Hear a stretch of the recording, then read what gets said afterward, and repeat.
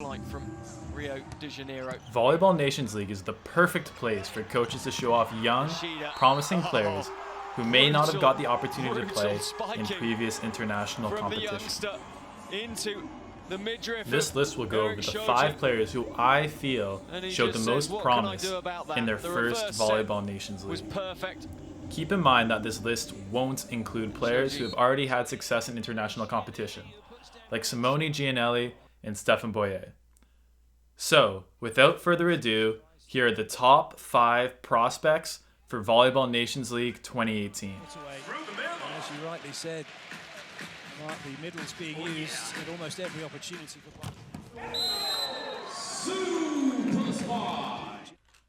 For anyone that followed the Plus Liga this year, which is the domestic pro league for Poland, Jakub Kochanowski is already an established star. At only 20 years old, he led the entire league in kills and blocks for middles. There weren't many opponents who could slow him down in the Nations League either, where he scored 97 points on 50% hitting efficiency throughout the entire tournament. Kochanowski is an undersized middle at only 6'6.5", but he is agile with incredible hops.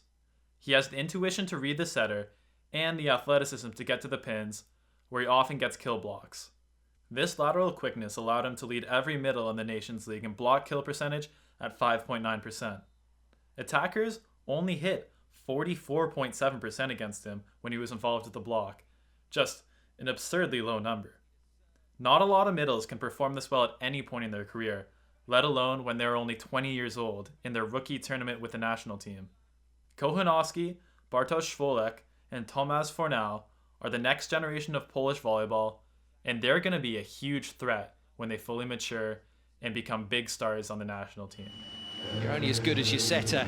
DFalco is a 21-year-old outside who I think is the best prospect that's currently on the US men's national team. After winning the national championship with Long Beach State University in California, he was selected to join the US national team for the 2nd year in a row. He mostly rode the bench for the US throughout the duration of Nations League, playing spot minutes here or there, until an unfortunate injury to Tomasz Jajski forced him into the starting lineup for the last couple of weekends. While DeFalco is not the most athletic player of all time, he makes up for it in his tenacity and skill when hitting, being able to put spots on the floor that not many other players could think of. DeFalco has an arsenal of tips, roll shots, and hard cross shots to the opposite corner that make him very difficult for the defense to read, and as soon as you think you have him figured out, he'll switch it up on you.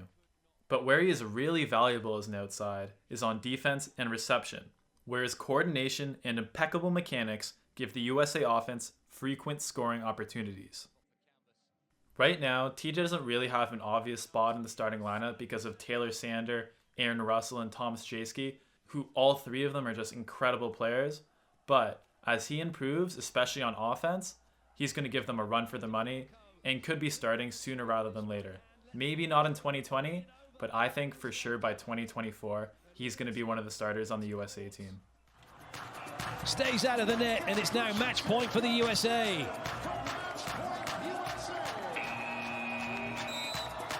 But not before. If you've listened or read any of 5-1 Volleyball's thoughts on Luke Perry before, you probably know that we love this lad. The 22-year-old Aussie libero has been killing it for the Volleyroos, and that didn't change in the Volleyball Nations League 2018. Despite a very casual demeanor on the court, Perry is very quick and capable of chasing down balls anywhere on the court.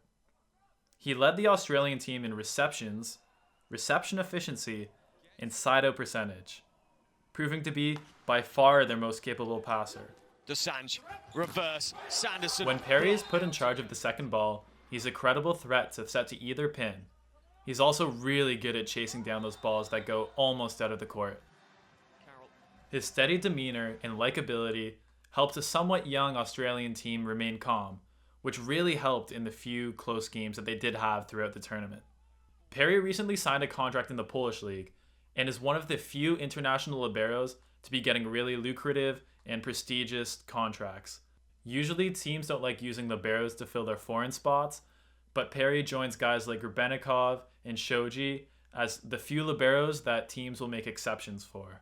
Perry already has more international competition than a lot of the other guys on this list, but I think this year really solidified just how impressive a libero he is and just how important of a player and leader he is on this Australian volleyball team. If you haven't watched Japan play in this year's Nations League or listened to our podcast, you might not even know who Yuji NIshida is. But at just 18 years old, he is already one of Japan's best players.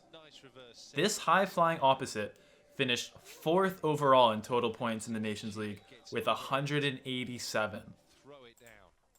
He was Japan's leading scorer in many games in this tournament, including an epic 5-setter against Italy, where he scored 24 points. He hit 335 sets for Japan over the course of the tournament, getting a kill on 48.4% of those. By the way, did I mention this guy is only 6'2"? He's an inspiration to all of us short people who want to play the opposite position. What Nishida lacks in height, he makes up for with his ridiculous leaping ability. Despite only standing at 6'2", he can touch 11'4", which means he has a vertical of 40 inches. This vertical, combined with a powerful arm swing, give him many effective attacking options when he's in the air. However, his height is still a pretty big detriment when he's blocking opposing outside attackers, especially from teams like Russia and Italy who have a lot of size, which is something he'll need to learn to compensate for in the future. Nishida is an unconventional player at the opposite position, but his huge vertical and crazy arm swing made other teams take note, and he was a huge part of Japan's 6 wins in this year's Nations League. 3 service aces. This 19-year-old 6'11" giant was Germany's go-to middle over the course of their Nations League campaign. While he still needs to work on his attacking, only hitting 53.4% for the tournament, Germany won a crazy 76% of rallies where he hit, which is 15th overall for the tournament. Standing at 6'11", Krick towers over many of his opponents, but what puts him in the breakout star category is his quickness. Krick was consistently able to get to the pins to block either the outside or opposite hitters and create sealed double blocks. This helped Germany's defense immensely, either by blocking the opponent's attack immediately or by getting a touch, which helped his teammates get an easier dig. Krick placed 6th overall in block kill percentage, which is the percentage of blocks that you touch that result in a point for your team. It's not an easy stat to be at the top of the league for. In addition, his opponents hit only 48.1% when he was the primary blocker. Despite his incredible blocking ability, one area that Krick does still struggle in at this young age is his serving. He has one of the lowest serve efficiencies on the German team and the 7th lowest of the tournament. A lot of times he got subbed out when it was his turn to serve because Germany couldn't afford to give the opponent such an easy ball in. Overall, Krick provided Germany with a credible, if not fantastic, attacking option, and his excellent blocking allowed them to gain some valuable break points. Krick has shown himself to be a huge part of Germany's future, and he'll only get better with more age and experience. Plenty of time while the ball was floating above Zimmerman. He could just glance inside, see where Tobias Krick was. Kept the set nice and short and flat. Thanks for watching, guys. If there's any prospects who you think should be on this list, maybe guys that I missed or guys that I thought of that you thought were more impressive than the 5 players on this list, let me know in the comments below. I'll try and respond to you and maybe give my reasoning of why I chose these 5 guys. Either way, there's a lot of fantastic volleyball players coming through the ranks, and I'm so excited to see these guys play in the rest of their career. From Mark.